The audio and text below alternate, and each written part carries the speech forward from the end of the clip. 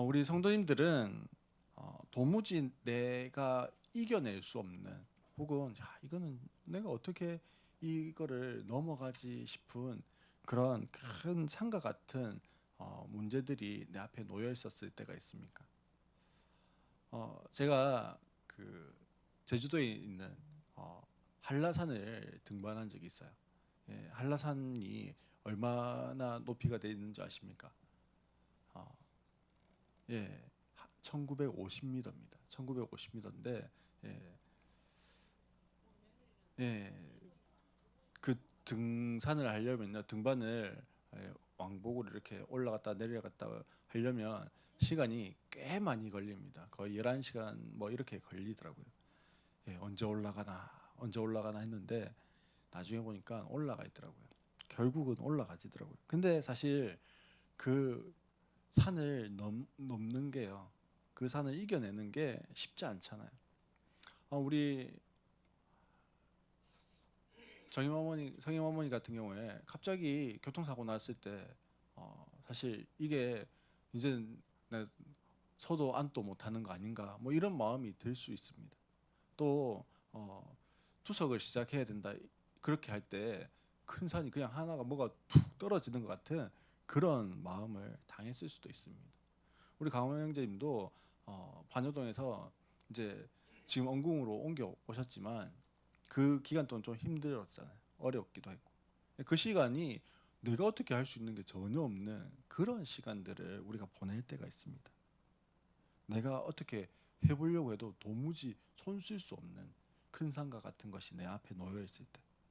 오늘 본문도 비슷합니다. 6절에 보면 그가 내게 대답하여 이르되 여호와께서 스룹바벨에게 하신 말씀이 이러하니라, 그렇게 시작합니다. 그러면요, 그가는 누구일까요? 하나님이겠죠. 예, 하나님이 말씀하신 거예요. 내게 대답하여 이렇게 했는데 여기서 나는요, 선지자 스가랴, 지금 이 선지서를 썼던 스가랴 선지자가 납니다. 그러니까 하나님이요, 누구에게 지금 말씀하신 거예요? 스가랴 선지자에게 말씀하신 겁니다. 계속해서 말씀을 보면요, 하나님이 스가랴 선지자에게 말씀하시는데 또 다른 이름이 나와요. 누구냐면 스룹바벨에게 하신 말씀이 이러하니라, 이렇게 나옵니다. 오늘 본문 말씀은요, 하나님께서 스가랴에게 환상을 보여주셨는데 그 다섯 번째 환상 이야기가 오늘 스가랴서 4장 6절 7절에 나오는 말씀입니다. 그러니까 하나님이요, 스가랴에게 이게 꿈인지 생신지 모르는데 환상을 보여주셨어요. 그래서 자기가 자고 있나 싶어서 생각을 했더니 하나님이 야, 자는 거 아니야라고 하면서 어, 말씀하신 게 오늘 본문입니다. 근데 스룹바벨이라는 사람이 나오잖아요. 그러면 스룹바벨은 누굴까요? 스룹바벨이라고 하는 뜻은요, 바벨의 자손 혹은 바벨론에서 태어난 사람, 이런 뜻을 가지고 있습니다. 즉 스룹바벨은요, 바벨론 2차 침공 때 바벨론으로 끌려갔던 유다 왕, 남유다의 왕이었던 여호야긴의 손자예요. 그러니까 스룹바벨은 누굽니까? 왕족이죠, 왕족. 신약 성경에 보면 마태복음에 예수님의 족보가 쭉 나옵니다. 거기에 보면 아브라함에서부터 그리스도까지의 족보가 쭉 나오는데 거기에 등장하는 인물이요, 스알디엘의 아들이라고 하는 이름으로 이 스룹바벨이 소개되어집니다. 근데 역대기 족보에 보면요, 이렇게 돼 있습니다. 여호야긴의 셋째 아들인 부다야의 아들이라고 그렇게 기록되어져 있어요. 그러니까 스알디엘은 여호야긴 왕의 첫 번째 아들, 우리로 치면 서진인 거죠. 그리고 부다야는 세 번째 아들, 뭐 우리로 치면 서유리예요. 근데 스알디엘이요, 첫째인데 자식이 없이 죽었어요. 그러면 이 시대에는 계대 결혼이라고 하는 것이 있었습니다. 우리도 보면은 옛날에 큰 장손이 자식이 없이 죽으면 어떻게 합니까? 다른 그 그 아들 중에 누구를요? 아들 있으면은 예, 올리잖아요. 예, 그래서 장손이 되게 만들잖아요. 비슷합니다. 근데 조금 다른 거는 그냥 낳은 아들을 데리고 와서 장손을 올리는 게 아니라 그 형수와 결혼을 다시 해요. 그래서 아들을 낳는데 이 아들은 내 아들이 아니고 누구 아들이 되는 거예요? 형의 아들이 되는 요거를 계대 결혼이라고 그럽니다. 그리고 형수는 이제부터 누구가 되는 겁니까? 내 부인이 되는 겁니다. 요게 다른 겁니다. 자, 그런데 그렇게 해서 어쨌든 낳은 아들이 스룹바벨이에요. 이 스룹바벨은요, 이제 하나님의 약속의 말씀에 따라서 고레스라고 하는 이 바벨론의 왕이 이제 너희들 다시 예루살렘으로 돌아가라 해가지고 포로 귀환령을 내립니다. 그때 포로 귀환을 하는 지도자가 바로 이 스룹바벨이에요. 그래서 유다의 총독이 되어지는 사람이 스룹바벨이었습니다. 그래서 스룹바벨이요, 이스라엘 사람들 포로 귀환하는 한 5만 명을 데리고 예루살렘으로 왔어요. 이때 대제사장이었던 여호수아도 같이 왔어요. 그래서 여호수아와 스룹바벨이 예루살렘에 와가지고 가장 먼저 하려고 했던 게 뭐냐면 성전을 건축하는 거였어요. 재건하는 거였어요. 성전이요, 그 나라가 망하면서 완전히 무너져 버렸어요. 그걸요 다시 재건하는 일을 하려고 했습니다. 근데 오늘 본문 내용이 뭐냐면 스룹바벨에게 하나님이 말씀하시는 거예요. 스룹바벨은 누구라고요? 지금 성전 재건을 하기 위해서 5만 명 데리고 예루살렘으로 온 유다 총독이에요. 그 사람한테 하나님 지금 말씀을 스가랴 선지자를 통해서 말씀하고 있는 겁니다. 뭐라고 말씀하고 있냐면 이는 힘으로 되지 아니하며 능력으로 되지 아니하고 오직 나의 영으로 되느니라, 이렇게 말씀하고 있습니다. 자, 하나님이요, 예배당 짓는 거를 좋아하실까요? 싫어하실까요? 좋아하시겠죠. 하나님이 이곳에서 예배 받으신 거니까. 그럼 예배당 짓는 일이 잘 풀릴까요? 막 가는 구비구비마다 이렇게 막 어렵고 힘들고 그래야 될까요? 잘 풀려야 되겠죠. 그렇죠. 하나님 기뻐하시는 거 하는 거예요. 근데 오늘 말씀에 보니까요, 하나님이 기뻐하시는 일을 하려고 해요. 어려움이 없어야 되는데요, 어려운 거예요. 안 되는 거예요. 막히는 거예요. 여러 가지, 마치 스룹바벨에게 뭐가 딱 버티고 있는 것 같았냐면 큰 산이 버티고 있는 것 같은 거예요. 첫 번째로는요, 이 스룹바벨에게 어떤 큰 산이 있었냐면 경제적으로 너무 어려웠어요. 5만 명을 데리고 돌아왔는데 당장 와서 보니까요, 너무 황폐해가지고 먹고 살 게 아무것도 없는 거예요.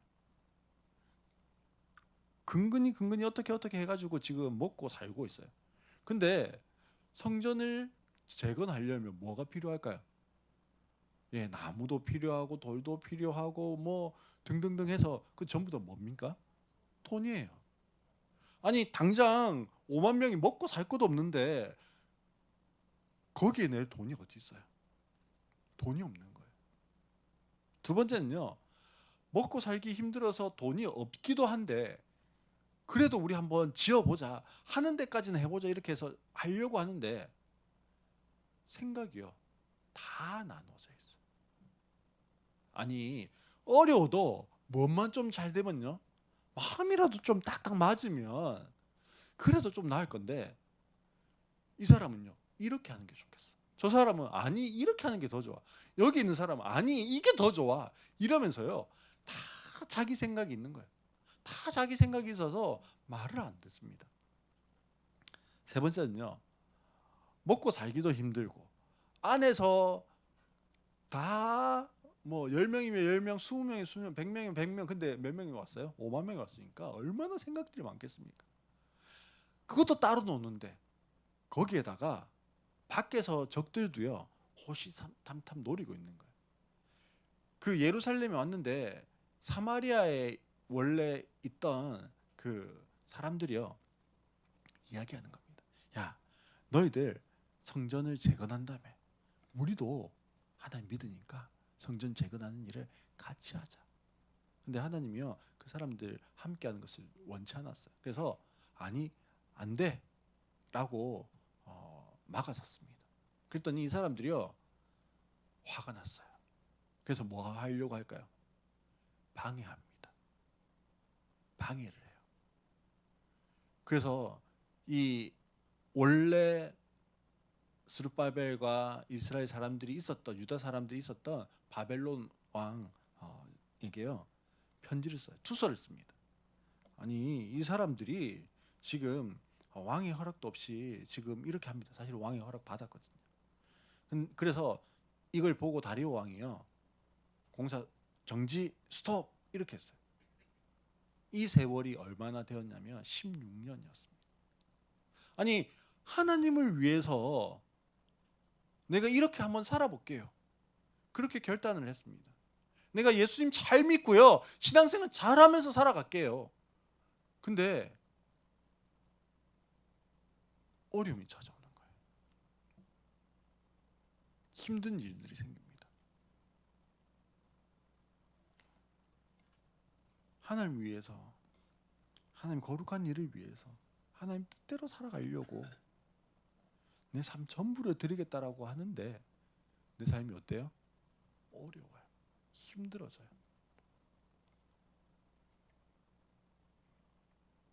사실 문제가 뭐냐면요. 그런 일들이 찾아오는데 어려움들이 있는데요. 내 앞에 산이 놓여 있잖아요. 그 산이 저 정도면 내가 넘어가겠다. 저 정도는 내가 이겨낼 수 있겠다. 저 뒷동산 올라가듯이 저거 정도는 내가 하겠다. 그럼 문제가 될까요? 안 될까요? 안 돼요, 사실은.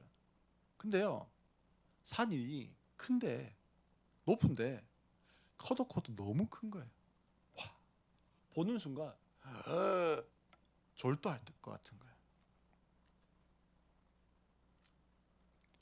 스룹바벨이 16년 동안 되지 않는 이 일을 보면서 어떤 생각이 들었을까요? 이거는 불가능한 거구나. 그런 생각이 안 들었을까요? 우리 각자에게도요. 사실 큰 산이 있지 않을까요? 우리 각자의 큰 산은 뭐가 있을까요? 내 앞을 가로막고 있는 큰 산이 무엇일까요? 도무지 이거는 내 힘으로 내 능력으로 감당이 안 되는 그런 큰 산입니다. 그게 뭘까요? 저에게는 개인적으로 질병일 수 있을 것 같아요. 질병이 나를 가로막고 나의 마음을 무너뜨리려고 하는 그런 큰 산이었을 수 있을 것 같습니다. 큰 병에 걸린 가족이 있으면요, 온 가족이 마치 큰 산을 만난 것 같잖아요. 어떻게 해서든지 그 병을 낫게 하고 조금이라도 지연해 보려고 하는 거예요. 근데 사실 병든 사람만, 큰 병에 걸린 사람만 고통일까요? 아니에요. 온 가족이 함께 고통 가운데 있습니다. 또 우리에게 큰 산이 무엇이 있을까요? 경제적인 영역입니다. 재정 혹은 돈이라고 그러죠. 요즘 경제 어렵잖아요. 예.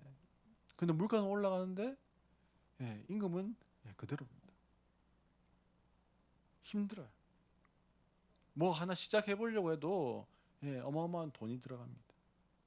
그게요 나에게 큰 산이 되어서 다가올 수도 있습니다. 또 무엇이 있을까요?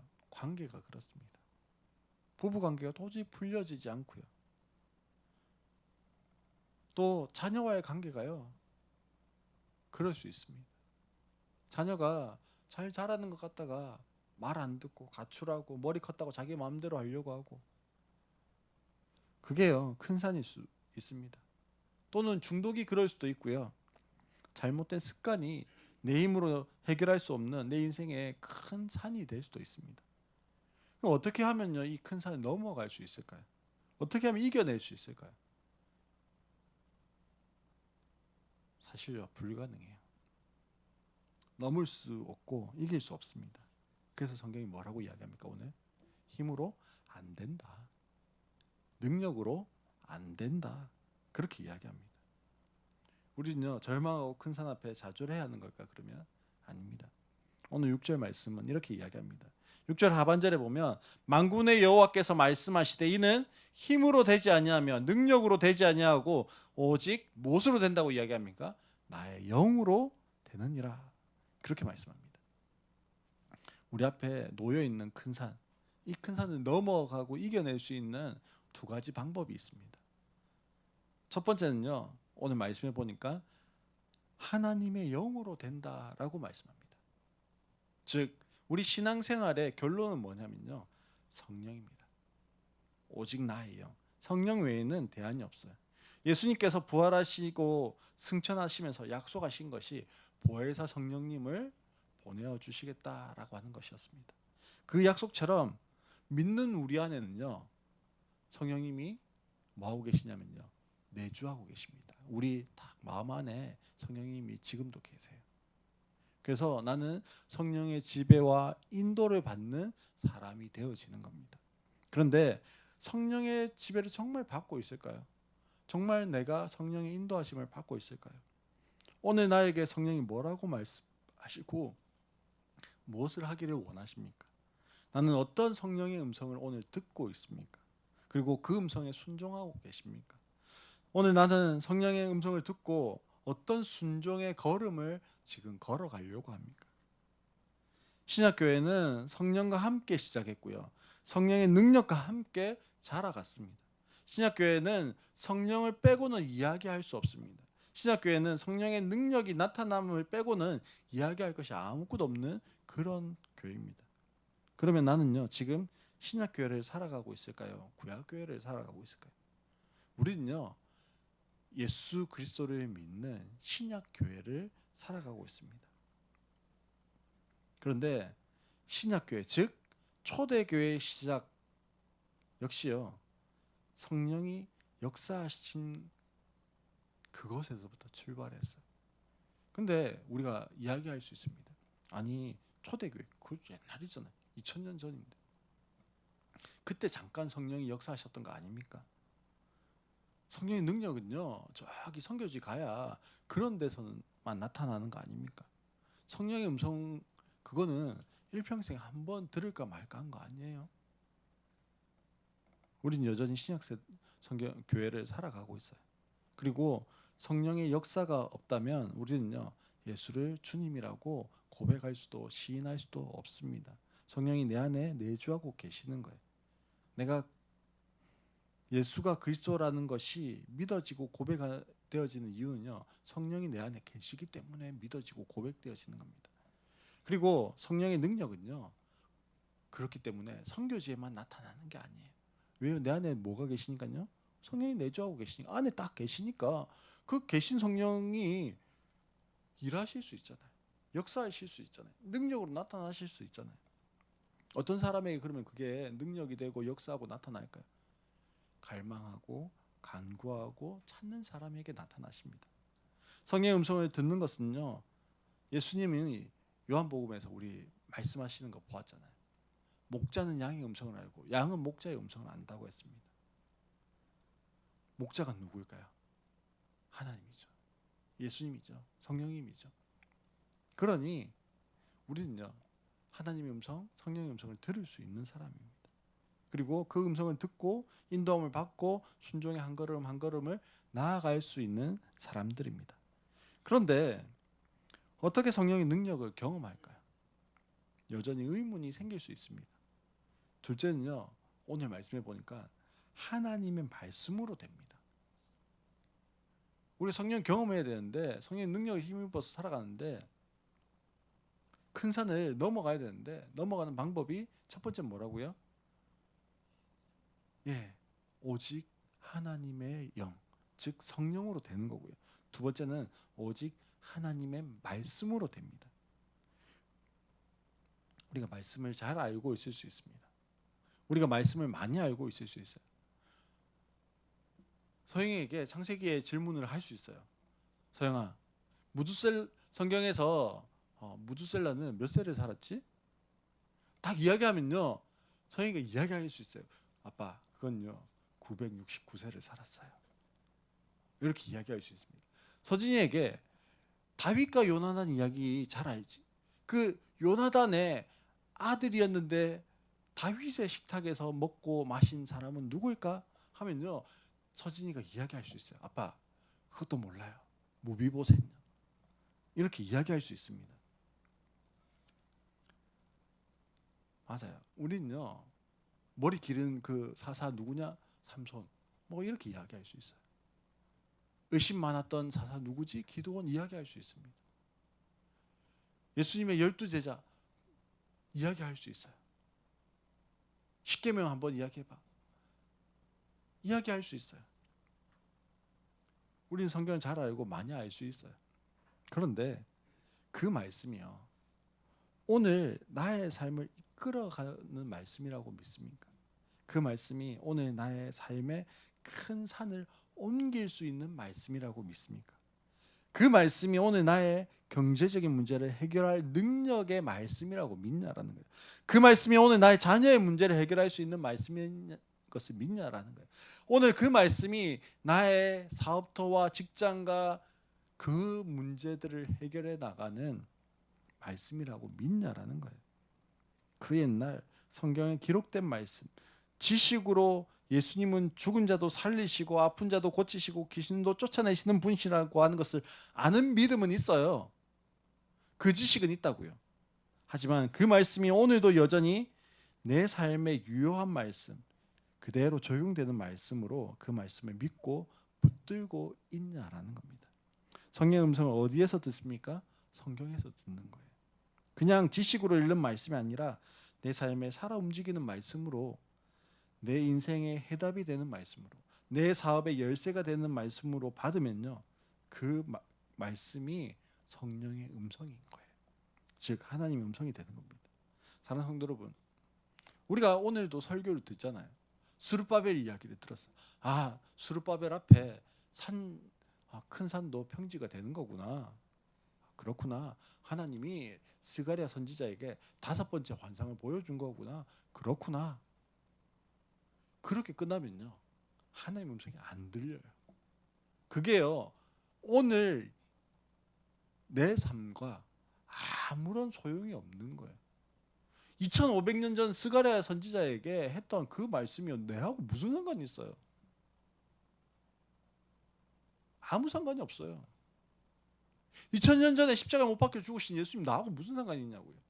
아무런 상관이 없어요.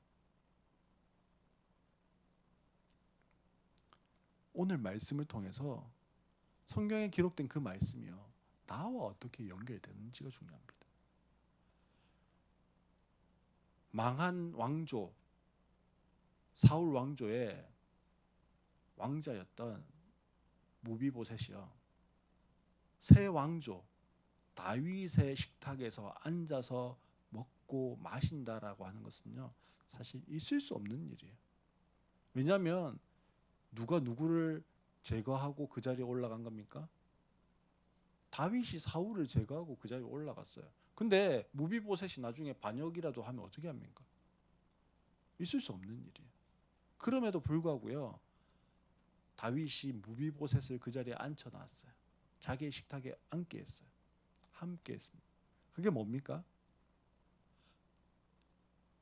하나님이 우리를 사랑하셔서, 죽어 마땅한 죄인인 우리를 사랑하셔서 하나님의 식탁에 앉아서 먹고 마시게 하는 그 은혜를 주신 것, 그게요, 아, 무비보셋이 나였구나, 나 같은 인생도 하나님의 식탁에서 함께 먹고 마시게 하셨구나, 그 은혜가 우리에게 기억되어지면요, 그게 오늘 나에게 주신 하나님의 음성이잖아요. 아, 그래서 그 하나님의 은혜에 감사해야 되는 거구나. 그게 하나님의 음성이잖아요. 그냥 요나단의 아들 무비보셋, 그것만 가지고는요, 하나님의 마음을 이해할 수 없어요. 그리고 오늘 내게 주시는 하나님의 음성으로 연결되어지지 않아요. 그것으로는요, 내 사업의 열쇠가 안 되는 거예요. 내 문제의 해답이 안 되는 거예요. 살아서 움직이고 역사하시는 말씀이 안 되는 겁니다. 분명 지금 내 앞에 놓여 있는 산은요, 큰 산입니다. 작은 산이 아니에요. 경제 문제가, 자녀의 문제가, 부부의 문제가, 사업의 문제가 작은 것이 아닙니다. 도무지 탈출구가 보이지 않습니다. 더 이상 내가 어떻게 할 수 없다라고밖에 고백할 수 있는 게 없어요. 현실은 그런 겁니다. 그걸 부정하자는 게 아니에요. 그것으로부터 도피하자는 것도 아닙니다. 근데 문제는요, 문제보다 더 크신 하나님을 믿는 믿음이 필요하다라는 겁니다. 말씀이 능력인 줄 알고 말씀을 붙잡아야 합니다. 하나님은 말씀하신 것을 반드시 이루시는 약속에 신실하신 하나님이십니다. 그래서 그 말씀을 붙잡고 기도할 때 우리의 삶에 성취와 돌파가 일어나는 겁니다. 분명 내 삶의 문제는요, 큰 문제예요. 그게 바뀌는 건 아니에요. 그러나 예수님은 마태복음 17장 21절에서 이렇게 말씀하십니다. 진실로 너희에게 이르노니 만일 너희에게 믿음이 겨자씨 한 알만큼만 있어도 이 산을 명하여 여기서 저기로 옮겨져라 하면 옮겨질 것이요. 겨자씨 한 알만큼의 믿음, 내가 하나님 믿습니다라고 하는 그 믿음만 있어도요, 큰 산이 어떻게 된다고요? 여기에서 저기로 옮겨진다고요. 큰 산을 넘어가는 방법, 큰 산을 이기는 방법은 믿음입니다. 말씀을 믿는 믿음이에요. 말씀이 실제가 된다는 믿음입니다. 그 믿음으로 이 산을 명하면 옮겨진다고 말씀합니다. 우리가 못할 것이 없다고 말씀합니다. 큰 산을 만나면 어떻게 반응해야 할까요? 그 큰 산 앞에 기죽지 말고 포기하지 말고 믿음으로 도전해야 합니다. 이렇게 외쳐야 합니다. 큰 산아, 내가 무엇이냐? 돈 문제, 네가 뭔데? 자녀의 문제, 네가 뭔데? 사업의 문제, 네가 뭔데? 아무리 큰 산도요, 전능하신 하나님의 개입이 있으면, 성령이 역사시면 큰 산이 큰 산일까요? 아니에요. 하나님 어떤 분이십니까? 사막에 샘을 내시는 분이에요. 죽은 나사로를 살리시는 분이십니다. 그러니 우리가 해야 할 것은요, 믿음으로 외치는 겁니다. 큰 산아, 내가 무엇이냐? 약속의 말씀을 붙들고, 오늘 성령이 말씀하시는 그 말씀을 붙들고 믿음으로 외치고 선포하는 겁니다. 우리는요, 문제를 외치면 안 돼요. 야, 나에게 이런 문제가 있어. 내가 여기가 아파. 우리 회사가 이게 안 돼. 내 자녀가 이게 문제야. 예. 문제를 아무리 외쳐도요, 그 문제가 풀릴까요? 안 풀려요. 우리가 해야 하는 것은요, 문제를 외치는 것이 아니라 우리 어머님 이야기하신 것처럼 해답을 외쳐야 돼요. 해답이 뭘까요? 스룹바벨 앞에서 평지가 되리라고 하는 하나님의 말씀. 말씀이 우리의 삶에 역사하시면, 겨자씨 하나일 만한 믿음만 있으면 산이 옮겨진다고 말씀하시는 그 하나님의 말씀을 믿는 겁니다. 이 큰 산 앞에서 우리는요, 어떻게 외칠까요? 문제를 외치는 것이 아니라 해답을 외치는 겁니다. 문제를 외치는 것은 누구나 할 수 있어요. 근데 해답을 외치는 것은요, 무엇이 필요하냐면 믿음이 필요합니다. 믿음이 있어야 가능한 거예요. 성령께서 역사하시기 때문에, 믿음의 고백이 원수를 묻기 때문에 믿음은요, 외치는 거예요. 문제가 아니라 해답을 외칠 때 그 삶 가운데 해답 되시는 예수 그리스도께서, 하나님께서 일하시기 시작하는 겁니다. 우리가 이렇게 외칠 수 있었으면 좋겠습니다. 큰 산아, 원지연 앞에서 평지가 되리라. 큰 산아, 일상으로 교회 앞에서 평지가 되리라. 큰 산아, 원서진 앞에서 평지가 되리라. 큰 산아, 정성임 앞에서 평지가 되리라. 큰 산아, 이강원 앞에서 평지가 되리라. 그렇게 외칠 때 우리의 삶의 문제들이 해결되어지기 시작하는 겁니다. 사랑하는 성도 여러분, 지금 내 앞에 왜 큰 산이 놓여 있을까요? 16년간요, 성전 건축, 성전 재건을 하려고 했는데 공사 중단이라고 하는 큰 산을 주신 하나님의 의도와 이유가 뭘까요? 왜 하나님은요, 하나님 내가 이스라엘 백성들 데려가 가지고요, 성전을 다시 재건할게요. 그런데 하나님은 16년 동안 막아 놓으셨어요. 그 16년 동안 기다리고 있는 백성들을, 그 백성들의 반응과 믿음을 보시는 하나님의 마음은 어떠셨을까요? 너 이 큰 산 앞에 한번 너 당해봐라. 너 이 큰 산 앞에 한번 죽어봐라. 넌 이 큰 산 앞에 원래 그런 존재야. 이제 알겠어? 그렇게 하는 것이 하나님의 마음일까요? 그렇게 하는 게 하나님의 의도일까요? 우리 앞에 질병의 문제, 자녀의 문제, 사업의 문제, 부부관계의 문제, 이거 주시면서 야, 너 한번 당해봐. 그게 하나님의 의도일까요? 그게 하나님의 마음일까요? 아닙니다. 큰 산 앞에 놓여 있는 우리를 향한 하나님의 마음은요, 오늘 말씀 7절에 보면 은총 은총 이렇게 되어져 있습니다. 세 번에 보면 아름답다 아름답다. 아니, 큰 산이 있는데 왜 아름다워요? 뭐가 아름다워요? 큰 산이 무엇이 되었기 때문에요? 평지가 되었기 때문에요. 하나님의 은혜가 부어지는 거예요. 우리가 16년 동안 꽉 막혀있던 그 큰 산이 뚫어지게 하겠다라고 하는 하나님의 약속의 의미는 뭐예요? 야, 네가 하나님의 은혜를 누리게 될 거야. 하나님의 은혜를 누리면 좋겠어. 그 하나님의 풍성하심을 누리는 그 모습이 너무 아름다워. 하나님의 마음은요, 그 하나님의 풍성하신 은혜와 아름다움을 뭐 하는 겁니까? 누리게 하시는 겁니다. 사랑하는 성도 여러분, 그 큰 산을 주님께 좀 내어놨으면 좋겠어요. 그리고 기도합시다. 하나님, 겨자씨 하나만큼의 믿음, 그 믿음을 구합니다. 하나님, 그 믿음을 주셔서 관계의 문제가, 사업의 문제가, 자녀의 문제가, 부부의 문제가 주님 돌파되게 해주시고 그 큰 산이 평지가 되게 해주십시오. 우리 시간 함께 좀 같이 기도하며 나아갔으면 좋겠습니다.